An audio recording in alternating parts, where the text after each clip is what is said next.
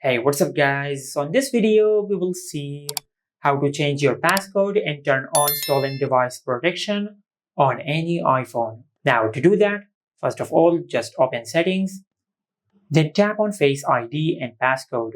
Now from here, just enter your lock screen passcode. Now on this page, you will find the option of change passcode. Just tap on it. Now first of all, just enter your current lock screen passcode. Now just enter your new passcode. Now from here, just select use anyway. Now just enter your new passcode one more time to confirm your passcode. Now, as you can see, if we go to the lock screen of our iPhone, we have successfully changed the passcode on our iPhone. Now to turn on stolen device protection, in the main settings page, just scroll down, then tap on Face ID and passcode.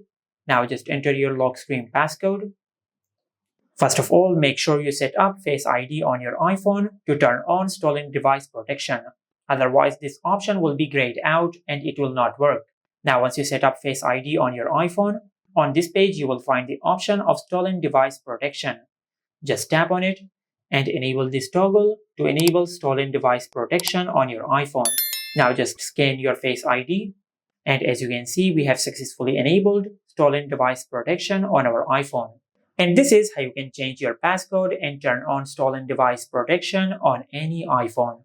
Make sure to like, comment, and subscribe. Thank you for watching.